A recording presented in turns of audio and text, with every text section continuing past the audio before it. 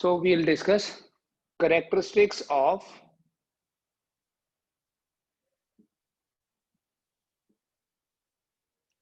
electromagnetic waves.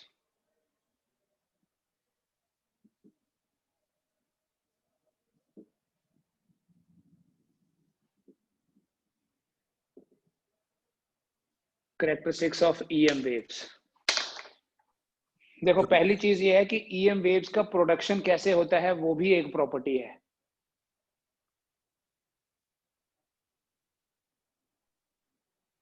ठीक है. The first property is that the EM waves are produced by accelerated charges. EM waves are produced by accelerated charges. This is the first property. ठीक है. जैसे हमने कल पढ़ा था कि जब हर्ट्ज एक्सपेरिमेंट में आयनाइज्ड एयर पार्टिकल्स ऑसिलेट करते हैं बिटवीन द स्फीयर्स, तो वो जो ऑसिलेटिंग पार्टिकल्स हैं, ऑसिलेशन जब होती है तो एक्सेलरेशन होती है. वो जो ऑसिलेटिंग चार्ज पार्टिकल्स हैं, they give rise to the production of EM waves. दूसरा एक बेसिक जो सबसे पहले पढ़ी थी हमने, EM waves can propagate in vacuum also.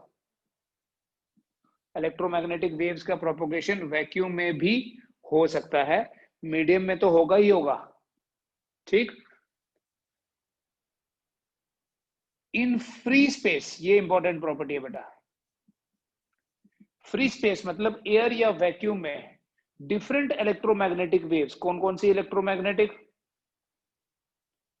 Waves होती हैं वो हम देखेंगे आज. इलेक्ट्रोमैग्नेटिक स्पेक्ट्रम की बात करेंगे. Different electromagnetic waves have same speed in free space.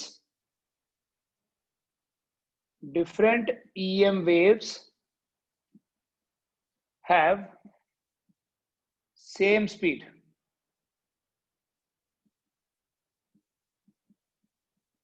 लेकिन but in some medium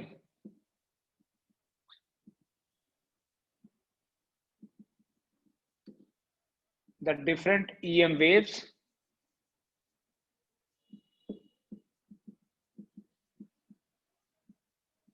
have different speeds. Free space में सारी की सारी इलेक्ट्रोमैग्नेटिक वेव्स सेम स्पीड से ट्रेवल करती हैं, बट किसी मीडियम में different electromagnetic waves travel with different speeds. दूसरा एक और प्रॉपर्टी आपको बताइए, electromagnetic waves are transverse in nature.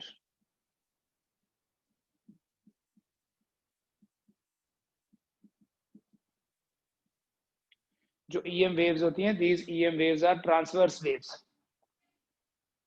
ठीक है. The EM waves are transverse in nature, जिसमें इलेक्ट्रिक और मैग्नेटिक फील्ड कंपोनेंट जो हैं, they are perpendicular to the direction of wave propagation. फिर एक आपको कल भी प्रॉपर्टी हमने मैथमेटिकली प्रूव करी कि E by B C के बराबर होता है. एक प्रॉपर्टी ये बना दो. And also E0 by B0 लिख सकते हो.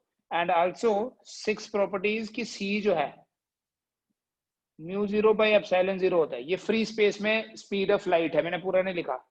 ठीक है. किसी मीडियम में, इन सम मीडियम C की जगह हम V यूज करेंगे, और तब इसका जो फॉर्मूला बनेगा वो सिर्फ इतना सही होगा. V equals to 1 by root of mu into epsilon. ठीक है. तो ये हमारी कुछ प्रॉपर्टीज आ गई. इसके अलावा बेटा एनर्जी के लिए आपको पता है कि इलेक्ट्रोमैग्नेटिक वेव्स में जो एनर्जी होती है, that is equally distributed between electric and magnetic field vectors E और B0. और अगर हम बात करें the average energy density,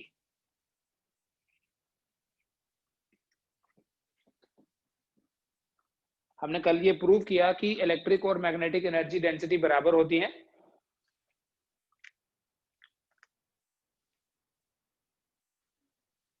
we can say the energy, ये भी एक प्रॉपर्टी में ही लिख लो चाहे आप, the energy associated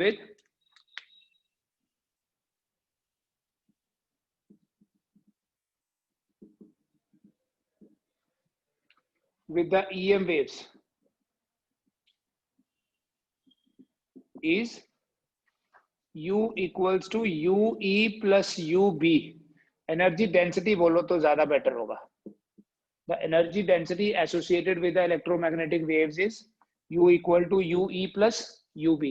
This implies that U equal to 1 by 2 epsilon 0 into E square plus 1 by 2 B square by mu 0. इसको बोलते हैं टोटल एनर्जी डेंसिटी. और अगर हम एवरेज एनर्जी डेंसिटी की बात करें, जो एवरेज एनर्जी डेंसिटी है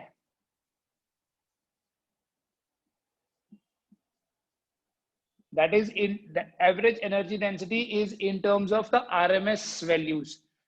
U बार लिख लेता हूं एवरेज के लिए 1 by 2 epsilon 0 into E RMS square plus 1 by 2 B RMS square divided by mu 0.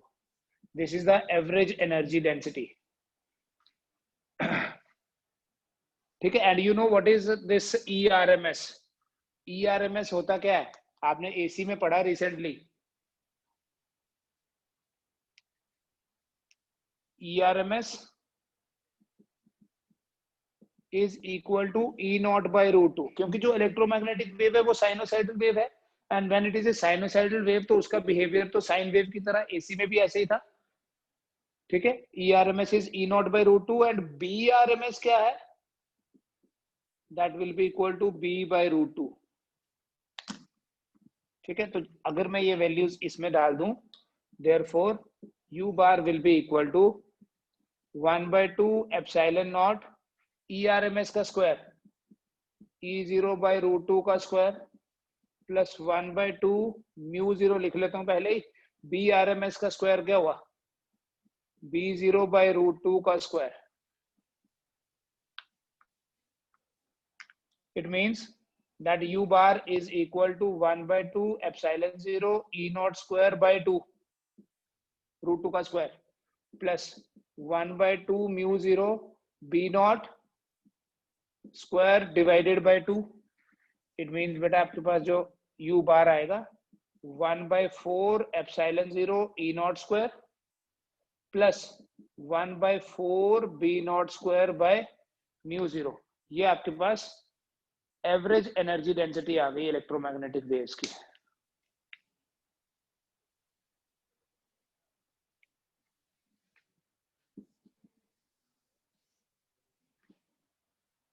ठीक है. इसको आप अलग से भी लिख लेंगे एंड इन प्रॉपर्टीज भी लिख लेंगे डायरेक्ट. जब आप प्रॉपर्टीज लिखोगे तो आपको डायरेक्ट फॉर्मूला ही लिखना है. अब ये भी एक मिसकंसेप्शन रहती है कि एनर्जीज तो बराबर है लेकिन E और B का मैग्नीट्यूड बराबर नहीं होगा. देखो E not divided by B not जो है वो C के बराबर है. इसका मतलब C तो बहुत बड़ी वैल्यू है. इसका मतलब हम ये भी तो बोल सकते हैं C इंटू B नॉट या B naught is equal to E naught by C. C बहुत बड़ी वैल्यू है. जब ये बहुत C तो 3 इंटू 10 रेज पर 8 मीटर पर सेकेंड है, तो B0 है ना जो बहुत छोटा होता है एज कंपेयर टू E0. इसलिए इलेक्ट्रोमैग्नेटिक वेव्स में एनर्जी तो इक्वली डिस्ट्रीब्यूटेड है between electric and magnetic fields, लेकिन जो इलेक्ट्रिक फील्ड कंपोनेंट है, जो इलेक्ट्रिक फील्ड का जो मैक्सिमम वैल्यू जो उसका मैग्नीट्यूड है वो बहुत ज्यादा है as compare to the magnitude of the magnetic field. ठीक है. इन कैरेक्टरिस्टिक्स को भी आप नोट कर सकते हैं. ये भी आपका एक बोर्ड एग्जाम के पॉइंट ऑफ व्यू से क्वेश्चन बनेगा. दूसरा बेटा इसमें लास्ट में है इलेक्ट्रोमैग्नेटिक स्पेक्ट्रम के बारे में पढ़ना है.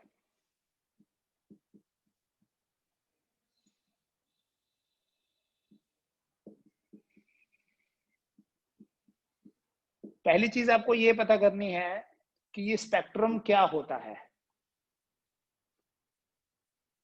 इलेक्ट्रोमैग्नेटिक वेव्स, बहुत सारी वेव्स हैं जो इलेक्ट्रोमैग्नेटिक वेव्स की सारी प्रॉपर्टीज को ओबे करती हैं, फॉलो करती हैं. So a very large number of waves come in the category of electromagnetic waves. उन waves को अगर हम एक order में distribute करें, so we say it is orderly distribution of different electromagnetic waves. The orderly मतलब एक यूनिफॉर्म ऑर्डर में, इंक्रीजिंग ऑर्डर या decreasing order, the orderly distribution of different electromagnetic waves in terms of their wavelength or frequency. जैसे हमारे पास formula है C equals to nu lambda. C तो fixed है, so we say lambda equals to C by nu. C तो हमारे पास constant है, तो जिसकी फ्रीक्वेंसी ज्यादा होगी उसकी वेवलेंथ कम होगी. ठीक है, या तो हम बोलेंगे डिक्रीजिंग ऑर्डर ऑफ वेवलेंथ, और जिसको हम बोलेंगे डिक्रीजिंग ऑर्डर ऑफ वेवलेंथ वही इंक्रीजिंग ऑर्डर ऑफ फ्रीक्वेंसी होगा. ठीक है, they are inversely related to each other. C is nu lambda, lambda is C by nu, तो nu is equal to C by lambda. अगर wavelength minimum है तो frequency maximum होगी, C तो constant है. The orderly distribution of different electromagnetic waves in terms of their wavelength or frequency is known as EM spectrum. ठीक है, और कौन कौन सी देखो, the different electromagnetic waves are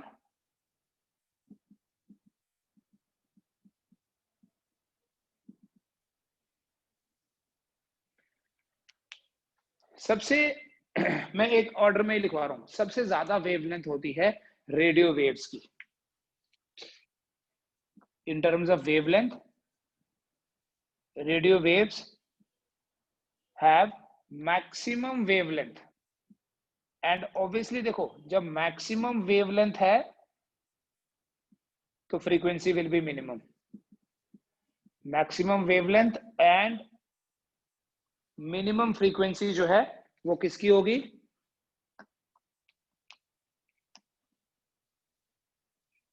wavelength maximum, frequency minimum, radio waves की. Second, radio waves के बाद है बेटा माइक्रोवेव्स.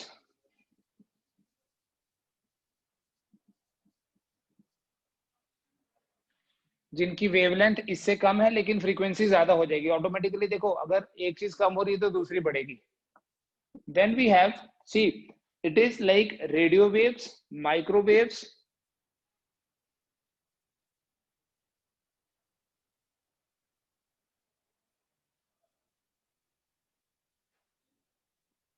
ये क्या हो गया था? Radio waves, microwaves, infrared, then visible, visible के बाद ultraviolet,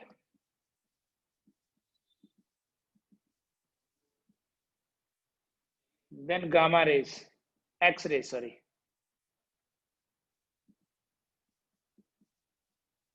x rays, and seventh is gamma rays या गामा रेडिएशंस बोलते हैं. ये बेटा एक सीक्वेंस में लिखे मैंने, और वो सीक्वेंस क्या है? वो सीक्वेंस है डिक्रीजिंग ऑर्डर ऑफ वेवलेंथ. सबसे ज्यादा वेवलेंथ होती है रेडियो वेव्स की, उसके बाद माइक्रोवेव्स. ठीक है, माइक्रोवेव ओवन में रख के रेड हो जाते हैं, रेड, विजिबल, अल्ट्रावायलेट. ये जो विजिबल पोर्शन है ना इलेक्ट्रोमैग्नेटिक स्पेक्ट्रम का, ये विजिबल पोर्शन हमारे लिए ज्यादा यूजफुल है. Because of this visible portion we are able to see the things. So we have, बाकी सबकी भी एप्लीकेशंस हैं, बट हमारी लाइफ में सबसे इंपॉर्टेंट रोल जो है वो विजिबल रेडिएशंस का है. विजिबल में भी हमारे पास ऐसा नहीं है कि कोई एक ही तरह की वेव्स हैं या एक ही तरह की वेवलेंथ है. विजिबल में हमारे पास सबसे ज्यादा वेवलेंथ रेड की है और सबसे कम जो है वो वॉयलेट की है. तो आप ऐसे याद रख सकते हो, इंफ्रारेड के से कम जो वेवलेंथ है वो रेड है, और अल्ट्रावायलेट से ज्यादा जो होगी वो वॉयलेट है. ठीक है ना, ये सीक्वेंस याद रखना. रेड की वेवलेंथ अप्रोक्सीमेटली 8000 एंगस्ट्रॉम है और वॉयलेट की है 4000 angstrom. In between this violet and red centre में जो कलर है वो तो येलो होता है, सीक्वेंस के हिसाब से नहीं, वेवलेंथ के हिसाब से, मतलब it's wavelength is approximately 6000 and in between we have all the other colors also like violet, indigo, blue, green, yellow, orange and red। ठीक है, सबसे कम वेवलेंथ है, अगर डिक्रीजिंग ऑर्डर ऑफ वेवलेंथ लिखना है तो उल्टा लिखना पड़ेगा, सबसे कम V violet, indigo, blue, yellow, orange and red. नहीं ऐसे नहीं, violet, indigo, blue, green, yellow, orange and red. ठीक है, सबसे कम मैं नीचे की तरफ डिक्रीजिंग वेवलेंथ है, नीचे जा रहे हैं, it is the order of decreasing wavelength, and of course when it is decreasing wavelength it is increasing frequency also। see why I am stressing on this thing। कई बार क्या होता है, क्वेश्चन एक क्वेश्चन आता है, कई एंट्रेंस में भी आ सकता है, ये तीन है जी, इन तीनों को अरेंज करो इन टर्म्स ऑफ इंक्रीजिंग फ्रीक्वेंसी, तो जो इंक्रीजिंग फ्रीक्वेंसी वाला अरेंजमेंट होगा वो डिक्रीजिंग वेवलेंथ वाला भी हो सकता है। You can remember it like this, अगर मैं लैम्डा से वेवलेंथ को रिप्रेजेंट करूं, सबसे ज्यादा वेवलेंथ है रेडियो की, then we have micro, then we have IR,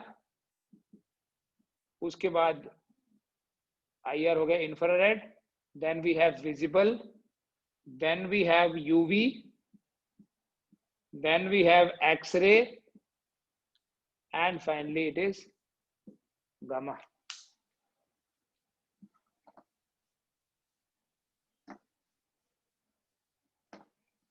ठीक है, तो ये आपके पास डिक्रीजिंग ऑर्डर ऑफ वेवलेंथ या इंक्रीजिंग ऑर्डर ऑफ फ्रीक्वेंसी भी इसी को बोलते हैं। इसमें बेटा आपको क्या करना पड़ेगा, आपको ये वेवलेंथ जो है वो थोड़ा सा कोशिश करनी है कि वो याद रखनी है। ठीक है, मोस्ट ऑफ द टाइम काम नहीं आएंगी आपको, बट समटाइम्स आपको ये काम भी आएंगी। जैसे अगर मैं मीटर में ही बोलूं तो जो रेडियो वेव्स हैं, फिर आप सीक्वेंस बना सकते हो अपने हिसाब से, मैं सारी नहीं लिखूंगा आपके लिए। रेडियो वेवलेंथ, रेडियो वेव्स की जो वेवलेंथ है वो 10⁻⁻⁴ मीटर से लेके 10⁻⁻1 मीटर तक हो सकती है। सॉरी, उल्टा लिख दिया मैंने, 10⁻⁻1 से 10⁻⁻1 से 10⁻⁴ मीटर हो सकती है रेडियो वेव्स की वेवलेंथ। अगर आपने इसको इन टर्म्स ऑफ एंगस्ट्रॉम लिखना है, वी नो 1 एंगस्ट्रॉम जो है ना वो होता है बेटा 10⁻⁻10 मीटर। ठीक है, तो इसको लिख सकते हैं हम 1 मीटर कितना हो गया, यहां देखो ये इधर आ जाएगा 10⁻10 एंगस्ट्रॉम। ठीक है, so this will be 10⁻⁻1 metre, 10⁻⁹ angstrom से लेके 10⁻⁻1 प्लस 10 is 9, 10⁻13 एंगस्ट्रॉम, 14 सॉरी। तो जो रेडियो वेव्स हैं, इन रेडियो वेव्स की जो वेवलेंथ रेंज है 10⁻9 एंगस्ट्रॉम से लेके 10⁻14 एंगस्ट्रॉम है, और इनकी जो फ्रीक्वेंसी रेंज है, फ्रीक्वेंसी रेंज, फ्रीक्वेंसी कैसे निकालनी है वो आपको मैंने फॉर्मूला बता दिया। फ्रीक्वेंसी रेंज 3 × 10⁻9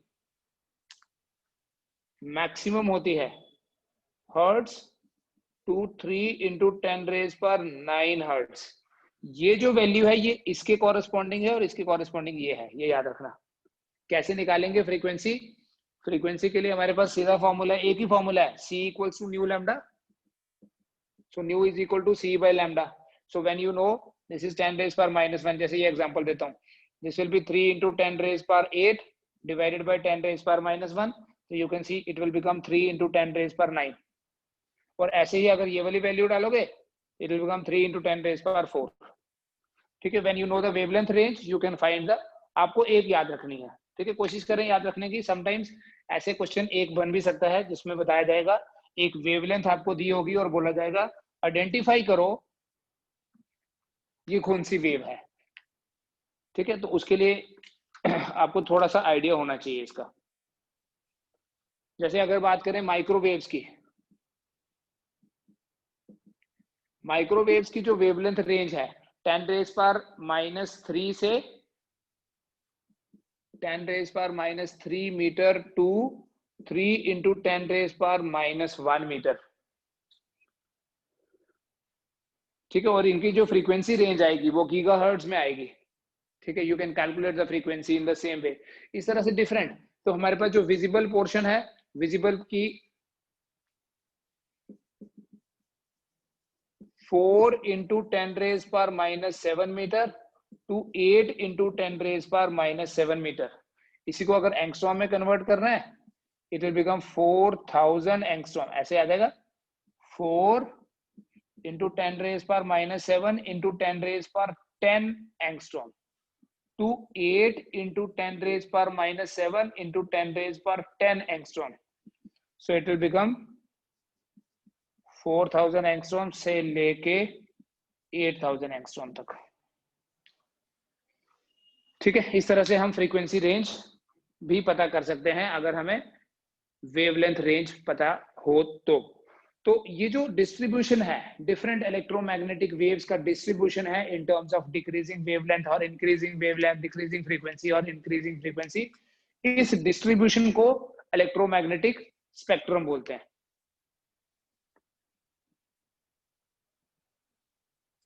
तो इन वेव्स के यूजेस क्या हैं? What are the applications of electromagnetic spectrum? सबसे पहले अगर हम बात करें रेडियो वेव्स, एप्लीकेशंस क्या है इसकी? इलेक्ट्रोमैग्नेटिक स्पेक्ट्रम की एप्लीकेशंस में वी हैव, सबसे पहले अगर रेडियो वेव्स की बात करें,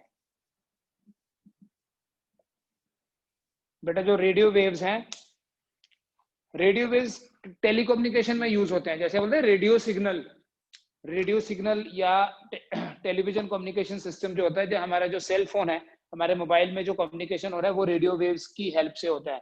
दे are use in television communication system और सेलुलर कम्युनिकेशन सिस्टम।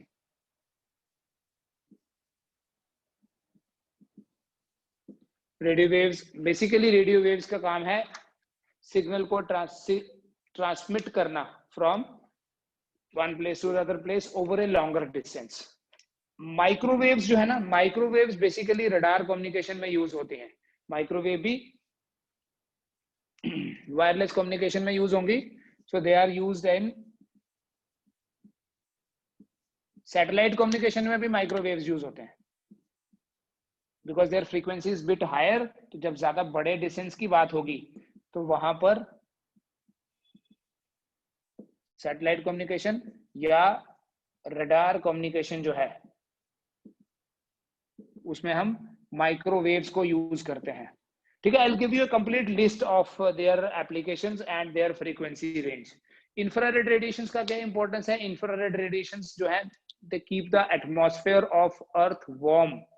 हमारी जो अर्थ है, अदरवाइज अगर ये इंफ्रारेड रेडिएशंस नहीं होते तो ये इंफ्रारेड रेडिएशंस नहीं होती तो हमारी एटमॉस्फेयर से हीट जो है वो लूज हो जाती। So they keep the atmosphere of earth warm. And दूसरा एक इंपॉर्टेंट यूज ये है कि सैटेलाइट में जो बैटरीज होती हैं जिनसे वो पूरा सैटेलाइट का मशीनरी अंदर काम कर रहा है, पूरा कंप्यूटर सिस्टम है, तो वो इंफ्रारेड रेडिएशन से ही बैटरीज जो है वो चार्ज होती हैं। These infrared radiations are present in the atmosphere of sun. ठीक है, they keep the atmosphere warm as well as they provide energy to the batteries of satellites.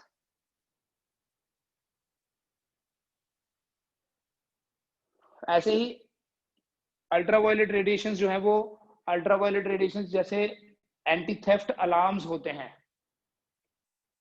ठीक है, जिनको बोलते हैं हम ये वो जैसे नॉर्मल क्या होता है, देखो जैसे ये हमारे पास कोई सोर्स ऑफ लाइट है, this is source of visible light. In the similar way we have sources of UV radiations. तो वो यूवी रेडिएशन जो हैं वो उनका फॉल होना किसी सरफेस के ऊपर, उस सरफेस को बोलेंगे लाइट सेंसिटिव कोई सरफेस है। लाइट का ये मतलब बिल्कुल नहीं है कि विजिबल लाइट इलेक्ट्रोमैग्नेटिक वेव में कुछ भी आ सकता है इन टर्म्स ऑफ लाइट। तो ये जो बर्गलर अलार्म्स होता है, ये फायर अलार्म्स होते हैं, ठीक है, स्मोक अलार्म्स होते हैं, इन सब में यूवी रेडिएशन यूज होती हैं। और यूवी रेडिएशन जो है इनका एक और एप्लीकेशन है, दे किल द बैक्टीरिया। इसलिए जो स्टरलाइजेशन करते हैं जो मेडिकल इक्विपमेंट्स का, वो यूवी ट्रीटमेंट होता है। पानी में भी जो बैक्टीरिया होता है उसको हम किल करते हैं with the help of exposure of these bacteria to the UV. There is a, जैसे वाटर फिल्टर है, एक यूवी फिल्टर होता है, उसमें एक लाइट का सोर्स होता है, वो बेसिकली यूवी रेडिएशन है, अल्ट्रावायलेट रेडिएशन। तो जब पानी उसमें से निकलेगा तो उसमें बैक्टीरिया जो है that is killed by the energy of these UV radiations. इस तरह से एक्स रेज की बात करें हम, एक्स रेज दो तरह की होती हैं, hard X rays and soft X rays. जो सॉफ्ट एक्स रेज हैं, these are used to locate the fracture in the bones. कहीं हेयर लाइन या मेजर कहीं फ्रैक्चर है तो उस फ्रैक्चर को देखने के लिए एक्स रेज वो करते हैं ना, एक्सरे किया बॉडी का। तो X rays can pass through the skin but they are stopped by the bones. But there are hard X rays also, जैसे बड़े बड़े कोई ब्रिजेस होते हैं, समटाइम्स क्या होता है वो मेटल का ब्रिज है और उसमें कोई फ्लॉ हो सकता है, कोई छोटा सा क्रैक हो सकता है, those can be detected with the help of X rays. Gamma rays का क्या गामा रेज का क्या यूज है बेटा? गामा रेज जो है, gamma rays are basically important for some experimental purposes. जैसे हम वेव ऑप्टिक्स करेंगे कल start, there is a phenomena called as diffraction of light. तो डिफ्रैक्शन में गामा रेडिएशंस यूज होते हैं। Since these gamma radiations have high frequency, you have seen कि gamma last में आया, इसलिए ये जो गामा रेज हैं they have very very high penetrating power, ठीक है, बिकॉज जितनी फ्रीक्वेंसी ज्यादा होगी ना, basically there is a relation E equals to H nu. जितनी फ्रीक्वेंसी ज्यादा होगी एनर्जी उतनी ज्यादा होती है, इसलिए जो सबसे ज्यादा पेनिट्रेटिंग पावर है among all the electromagnetic waves वो ऑब्वियसली उसकी होगी जिसकी फ्रीक्वेंसी सबसे ज्यादा, और वो गामा रेडिएशंस है। And these gamma radiations are harmful for the human body, ठीक है। We are not suppose to stay in a region where we have to suffer the gamma exposure that can cause problems in the skin, ठीक है। तो ये बाकी experimental purposes, nuclear structure study करने के लिए गामा रेडिएशंस जो है वहां पर भी हम इसको यूज करते हैं, ठीक है। इतना कर लीजिए इलेक्ट्रोमैग्नेटिक स्पेक्ट्रम और इसके different uses. I will give you a list of all the wavelength range and their particular uses also, ठीक है, ये आपको याद रखना है। But don't forget to remember the sequence at least. अगर आपको लैम्डा की वैल्यूज नहीं भी याद रहती, इवन देन आपको वो सीक्वेंस याद रखना है। कौन सा वाला सीक्वेंस? सबसे ज्यादा वेवलेंथ, उससे कम, उससे कम, उससे कम, उससे कम, किसका वेवलेंथ है, ठीक है। That's all in this. ये 3 मार्क्स का चैप्टर हमारा इतना ही था, ठीक है। इसके न्यूमेरिकल्स भी सिंपल है, C equals to nu lambda पे बेस्ड, या आपके पास जो है फॉर्मूला बताया था इसका डिस्प्लेसमेंट करंट का, उस पे बेस्ड होंगे, या कुछ क्वेश्चंस इस पे बेस्ड भी है, मैं देख चुका हूँ, आप भी देख लीजिए। तो एक फैक्टर इसमें दिया है, दूसरा निकालो, ये C तो नाउन होता है, ठीक है। और कल हम वेव ऑप्टिक्स करेंगे साथ, इसी के कंटिन्यूएशन में वेव ऑप्टिक्स है। Thank you.